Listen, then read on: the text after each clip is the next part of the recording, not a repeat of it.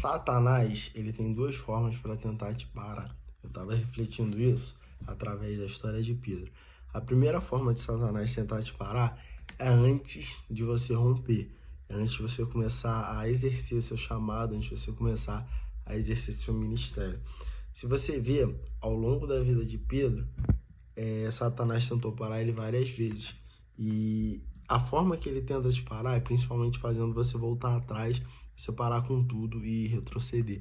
Se você olhar, quando Pedro ele nega Jesus, ele volta atrás, ele volta a pescar depois que o mestre morreu. Satanás ataca ele de algumas formas que tira as esperanças de Pedro, e é o que ele costuma fazer com a gente todo dia, com as lutas, com as dificuldades, com os cenários desfavoráveis.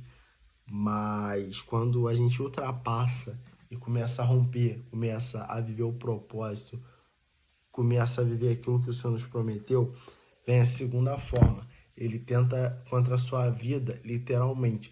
Eu estava lendo aqui Atos 12, e Herodes ele prende Pedro com a intenção de tirar a vida de Pedro. Porque o Pedro de Atos 1, e Pedro do final do livro de João, não era um Pedro que oferecia perigo, porque era um Pedro desanimado, era um Pedro triste, era um Pedro que estava com medo, era um Pedro que estava sem o mestre. Mas depois que ele começa a romper, que é o Pedro de Atos 12, anos depois, o líder da igreja, a pedra da igreja, começa a ser tudo diferente.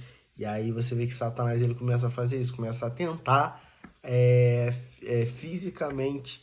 E hoje a gente vê muito isso quando acontecem batalhas na vida das pessoas, mas são batalhas que vêm não só para te desanimar, mas são batalhas que vão querer te fazer parar de vez. São batalhas que vão querer te matar espiritualmente. A gente pode ver que quando a igreja começou, lá em Atos, a igreja de Atos foi uma igreja muito perseguida, porque é uma igreja que oferecia perigo ao inferno. Quando você é uma ameaça ao inferno, você começa a ser perseguido. Porque eu vou fazer uma analogia aqui sobre bombas nucleares. Quando você é uma bomba nuclear, a bomba nuclear agora ela está debaixo de um submarino. Ela não oferece perigo nenhum a alguém. Mas se você for lá e digitar o código na bomba e ativar ela, e ela for cumprir o chamado dela, qual é o chamado da bomba nuclear? O chamado da bomba nuclear é destruir. Aí sim ela oferece perigo.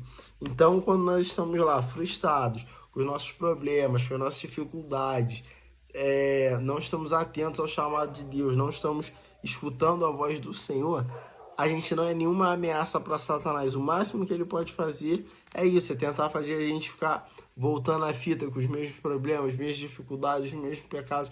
Mas quando a gente começa a vencer e começa a romper, ele vai começar a atacar a gente de formas para tentar nos destruir, tentar nos matar, porque nós nos tornamos ameaça ao inferno.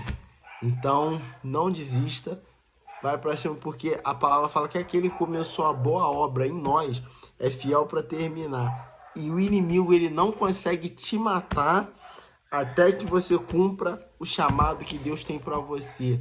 Se Deus ergueu se Deus ergueu você, Satanás e o inferno, eles não vão conseguir nos destruir, não vão conseguir nos parar. Porque quem nos ergueu, quem nos chamou foi Deus. Então essa é a reflexão. Um beijo no seu coração.